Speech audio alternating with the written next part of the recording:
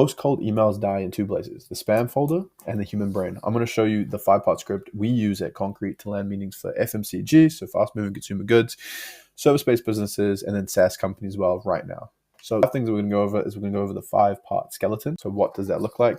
Spam proofing, making sure all your emails have the right copy in them and how they're actually written. Tone as well, so it sounds a little bit more human. Real examples from some of our clients as well, going into follow-ups that don't really nag. So in terms of this, you need to make sure your subject line is relevant to what you're wanting to do.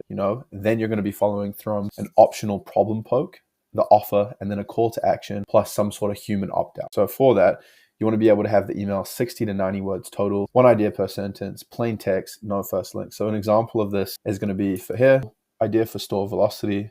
Hey, first name, saw a chain, adding Asian RTDs across region. Most new line, spike on the first order, then stall. We place X and run micro launches near stockists to lift repeat orders. Open to a 10-minute look to see the flow we use for a new soju line across 30 stores. PS, if timing's off, reply later, and I'll come back next quarter. So with that, you're just keeping it super simple. I mean, even to show you how simple you need to be at like a year 5 to 6 reading level, which if we use the Hemingway app here, you can have a look at that. So super simple, super easy, and it's like a fat grade 5, which is what we want. Again, another one, this is Concrete. So us doing outreaches to these businesses. So FMG and beverage, service-based businesses, and as well as founder-led sales. So look at this. So product launch trials. I always do something like this. It looks really good. And again, all this information within these curly brackets, you can find on tools like Apollo. You can find tools on different types of platforms where you can get leads. I'll have a list of them below, which we recommend. For us, we actually use our own. So we use APOS, which this is just the Figma dashboard version of it. But the way we've been able to get our prospects quite easily is we built this software. We go in, start a new campaign, look at the location that we want to pick. Then from the location, we want to pick the industry. Then we're going to be going into the business types. So all the different types of business types we want to be working with,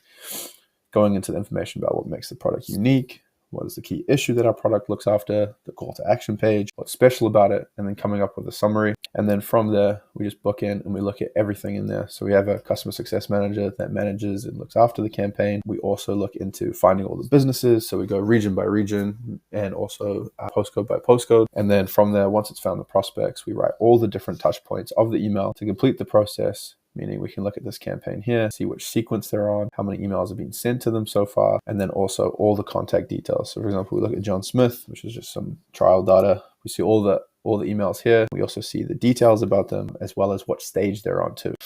So that allows us to go over that. So that's just an example. For us, APOS, if you're interested in something like that, again, click the link below. We're working with a lot of B2B business at the moment to actually help find prospects. So if you're looking at finding prospects, that's going to be the best thing. But another way to actually write these emails, this is something if we were to work with another moving company. So we worked with a company called 45 Movers. Quick one on booking. Hey, first name, notice company adding capacity in city. Referrals swing month to month. We fix pages, intent search, then layered outreach to ops managers. Result, calendar full in 6 weeks. One to short outline. So for 45 Movers, we're actually getting them about 90 jobs a month booked in. And that's through us actually building up their website, looking at everything in detail. And so all these different things, you want to be following up with something super, super simple. I mean, no links at all. So even with that, if we go into our emails here, you want to make sure that it's all HTML. So inside the signature, you want to have like name, so first name, last name, your business, 123 street, and then like your postcode, so 3344, and then for example Auckland, New Zealand, and then from there you add that at the bottom of the signature. I usually like to do something like this as well, make it a little bit more trendy. So just at the bottom, and then you got all your content up the top here. So this is really, really helpful in terms of making sure you're going to be passing spam filters and also making sure you're GDPR compliant. What that means is that you're actually having a reason to reach out. So this is specific for business to business as well. On top of that, you want to make sure that you're using full words. Don't be using and characters. Don't be using asterisks. Make sure everything's written out and or asterisks the whole time. And then as well as list hygiene. So again, with us at APOS, this is all done. We use 39 different data points to be able to get that data for each prospect. Show you an idea of that. So if we go into APOS, multi-channel outreach, let's look at the presentation of this. So if we look at this, we actually get 39 different data points. So we make sure that all of our data is fresh and relevant. So we're looking at Facebook, LinkedIn, Google Maps, Instagram, compiling all that information together to put into the lead list to make sure that every single person that we find is relevant and accurate. And from there, I mean, there's tools like Apollo and ZoomInfo, which you can do, but a lot of the time those databases are bloated. The reason they're bloated is they get updated periodically. Compared to what we're doing, we're actually doing it on the day that you're actually needing that list. So it saves a lot of time in terms of that as well, some of the results we get. But yeah, that's an idea of what you could do in terms of if you're again wanting that list. I'm wanting a clean list as well. In terms of your ICP, so ideal client profile, you want to make sure that it makes sense. You want to know your business so well that no one else is going to like question why you're actually reaching out to them. For that, again, going back into the tone, keep it very, very simple, not pushy, read it out loud. If you look back into the examples I've got here, if we go here, re-product trial, hey Wayne, congrats on getting Series A funding. PLG trials usually stall around day 3. We run a 3-touch hard path that pulls users back to a single activation and lifts paid conversions without extra ad spend, worth a chat. So super simple again.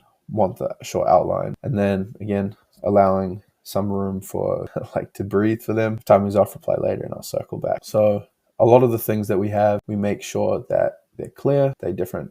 Again, touch points are multiple, and every single email that we're sending is following tofu, mofu, and bofu. So I'm a bit sick. So top of funnel, middle of funnel, and bottom of funnel. And so we have the initial first outreach. From that outreach, then we kind of explain who they are, what they're doing. The second email that we send, which gets sent about 3 days later, that email is talking more about, okay, cool, this is the value that we might be providing. The fourth email is talking again about the value that you're providing. So that could be when you're doing your offer, that could be doing, more of your case studies. And then that fifth email is kind of wrapping up and goodbye. And so that whole sequence lasts about 45 days with multiple touch points, allowing you to have the phone numbers, which I'd recommend, and then touching up with the phone numbers, touching up with their LinkedIn to make sure they're all good.